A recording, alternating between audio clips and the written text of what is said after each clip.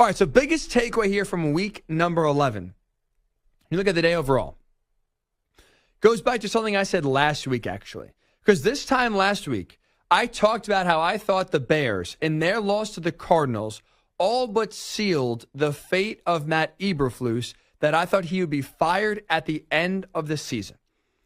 Forget that timeline. Because what the Bears did today was prove that Matt Eberflus should not be allowed to coach this team for one more day. One more game, one more second. You cannot allow him to coach the Bears for 8 more games. You cannot allow Shane Waldron to coach Caleb Williams for 8 more games. Both have to be fired immediately because those two are actively ruining the development of the most talented quarterback they've ever had in franchise history.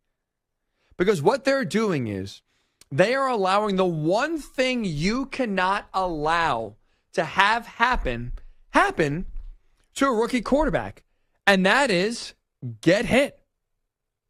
Have them lose confidence and just get destroyed back there in the pocket. Because what happens is when a rookie quarterback starts to get hit is their eyes start to drop.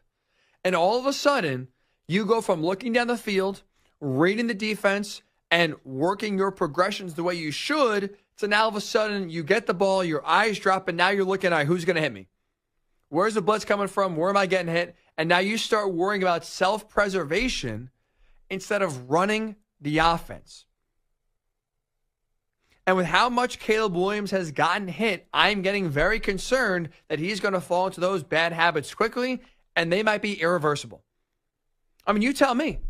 Name me one quarterback that's gotten the crap beaten out of them early on in their career to where they have rebounded to be a franchise quarterback, to be one of the best quarterbacks in the league, like at least I and many expect Caleb Williams to be. That doesn't happen. You don't go from, tackling dummy to now one of the best in the league. But that's right now what's happening in Chicago.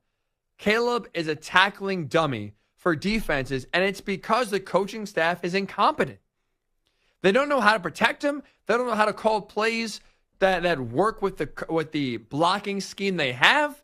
They right now are leaving him out to dry. And if you're the Bears front office, how can you allow that to happen? You just saw your guy today get sacked 9 times. 9 times. He's getting crushed. He's just, the defense is just teeing off on him. It's not like the Patriots defense, by the way, is this elite sacking team. They're really not. They struggle getting after the quarterback, and they had no problem today. 9 sacks, 13 quarterback hits. You want to know why? It's not just because the offensive line stinks. It's because the play calling is atrocious and the game planning is horrendous. They're calling deep passing plays. Why? Why? You can't block anybody.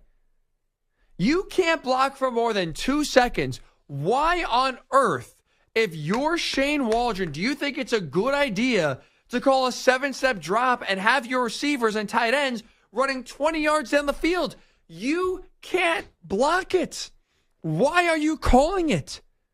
This has been a problem all season long. Caleb Williams is the most sacked quarterback in all the NFL. He's gotten sacked now 38 times. The life is just getting beaten out of him. Yet what we saw early in the season when Caleb was getting crushed is still happening now. Why is there no adjustment? Why is there no scheme change? Why is there no difference in how you call plays? You can't protect. Make an adjustment.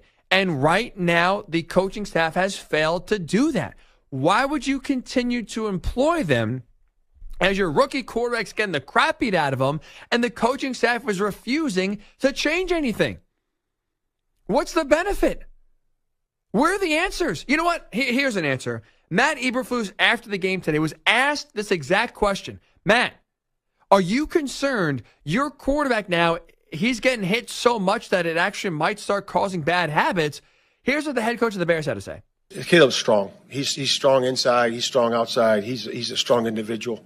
And he's been through adversity. And he knows how to do this. He knows how to get through adversity by pulling together.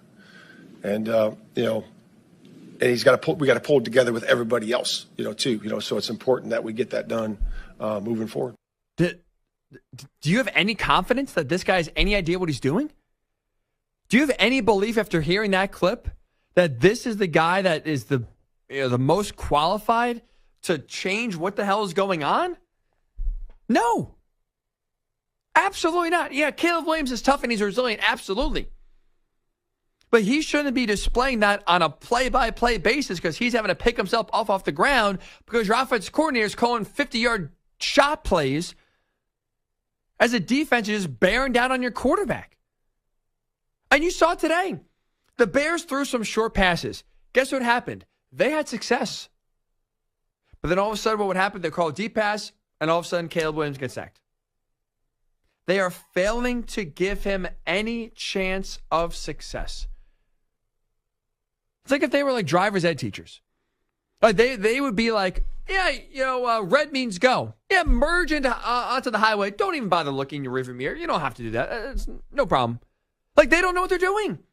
They don't know what they are doing. Why would you allow this to happen for one more second? It boggles my mind.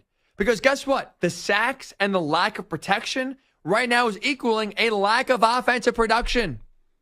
This offense sucks. They've gone now 2 straight games without scoring a touchdown. The last time that happened was 20 years ago. Think about how many bad quarterbacks the Bears have had the last 20 years. Nathan Peterman, just for one. Think about how many bad head coaches the Bears have had. Just top of the head, Mark Trestman, for example, for one.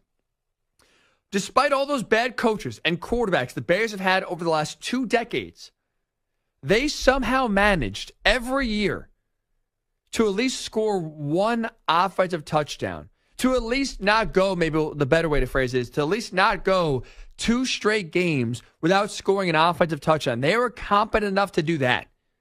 And this regime is not. That is telling. You want to dive into it even more, deeply here? The Bears now have gone 23 consecutive drives without scoring a touchdown. You tell me what the fix is. The fix is getting the current regime out, getting the current play caller out, getting the head coach out, who's, by the way, hired 2 bad play callers now. Matt Eberflus has been the Bears head coach and has had 2 offense coordinators. Shane Waldron, terrible. Before him, Luke Getsy, who was so bad, the Raiders fired him 9 weeks into the season. So this guy has swung and missed big time when it comes to offensive coordinator hires. And by the way, it's not like the defense is playing that great for Chicago in recent weeks either. And they've had some lapses here that have really called into question what Eberflus actually does well to even justify keeping his job. So when you're just looking at it from the offensive perspective, they're not scoring because they can't protect. And despite the fact they can't protect, they're still calling deep shots and getting their quarterback killed. I'm afraid. I'm truly afraid here. If you're the Bears, if you wait any longer, some of these issues and bad habits that Caleb Williams is developing because he's right now in self-preservation mode will be irreversible. Will be too far gone to fix. Will be unsalvageable by the time you actually get someone who knows what the hell they're doing in there. So stop the damage now.